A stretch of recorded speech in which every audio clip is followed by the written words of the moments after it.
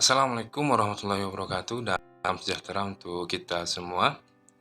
Kita kembali bertemu pada kesempatan kali ini. Saya akan menjelaskan sekaligus dua arahan untuk ujian tengah semester mata kuliah Sosiologi Politik dan juga mata kuliah Sosiologi Pedesaan.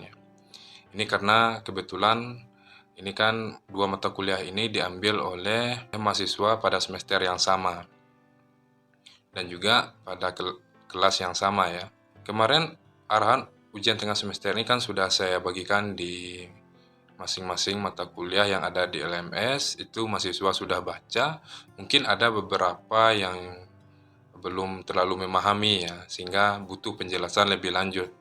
Nah, pada video kali ini saya akan menjelaskan secara lebih detail bagaimana langkah-langkah membuat ujian tengah semester ini. Nah, jadi di sini ada 3 pilihan bentuk tugas ya. Yang pertama adalah esai, makalah, atau video YouTube. Ya, sebenarnya saya lebih merekomendasikan untuk membuat video YouTube ya, sehingga bisa terlihat bagaimana kinerja mahasiswa. Nanti kan tampil di video YouTube tersebut. Tapi ini kembali lagi kepada mahasiswa sesuai dengan kemampuannya dan minatnya. Silahkan dipilih antara 3 itu. Nah, kemudian ini kan perbedaannya antara dua mata kuliah ini hanyalah materi yang saya berikan. Jadi masing-masing ada 3 materi untuk sosiologi politik dan 3 materi untuk sosiologi pedesaan. Nah, misalnya materi sosiologi politik itu ada budaya politik dan birokrasi, kemudian perubahan dan pembangunan, dan seterusnya politik, demokrasi, dan HAM. Sedangkan untuk sosiologi pedesaan, manusia dan pola pemilikan tanah, aspek kultural masyarakat desa, dan yang ketiga aspek struktural masyarakat desa.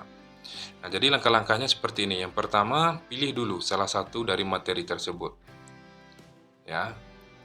Misalnya yang dipilih adalah manusia dan pola pemilikan tanah. Nah, kemudian jelaskan materi tersebut. Nah, untuk menjelaskan ini sumbernya terserah ya, apakah melalui buku paket yang saya juga sudah rekomendasikan atau melalui referensi-referensi yang tersedia dari berbagai tempat ya, internet dan lain sebagainya. Nah, kalau dalam bentuk esai berarti jelaskan dalam bentuk deskripsi ya. Makalah begitu juga, sedangkan dalam video YouTube ini boleh dijelaskan secara verbal di depan di dalam video tersebut. Nah, kemudian cari fenomena yang berkaitan dengan materi tersebut. Nah, misalnya manusia dan pola pemilikan tanah. Kira-kira apa fenomena yang ada apakah itu di sekitar tempat tinggal, di televisi, dan sumber lainnya itu yang berkaitan dengan manusia dan pola pemilikan tanah ini. Nah, itu jadi sudah mungkin yang lebih mudah ini tentang budaya politik misalnya. Dipilih materinya budaya politik yang pertama, kemudian fenomena itu yang dipilih adalah misalnya fenomena budaya politik uang misalnya pada partai A. Ya. Kemudian jelaskan fenomena tersebut ya. Misalnya tadi yang diambil adalah partai A. Jadi jelaskan seperti apa budaya politik di partai A tersebut. Ya.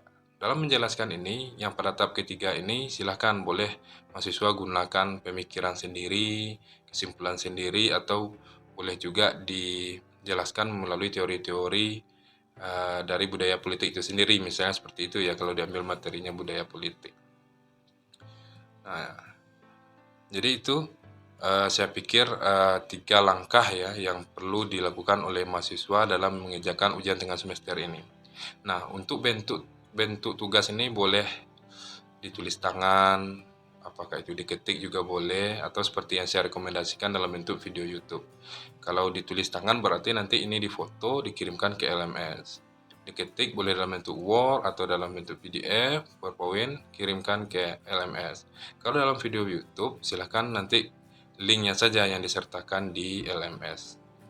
Nah, jadi itu ya arahannya. Kalau masih ada yang belum jelas nanti silahkan ketik di kolom komentar. Ya, biasanya itu saya balas satu persatu ya, atau boleh juga melalui media sosial yang sudah saya bagikan ke mahasiswa. Nah, jadi itu saja. Kerjakanlah ujian tengah semester ini secara mandiri ya, dengan menggunakan pemikiran sendiri, hindari plagiat atau menggunakan pola pikir orang lain ataupun juga copy paste. Nah, itu hindari. referensi boleh, tetapi nanti tetap masukkan sudut pandang dari mahasiswa yang bersangkutan. Nah, selamat bekerja, semoga sukses. Saya tutup. Assalamualaikum warahmatullahi wabarakatuh dan salam sejahtera untuk kita semua. Sampai ketemu pada pertemuan selanjutnya. Melalui edukasi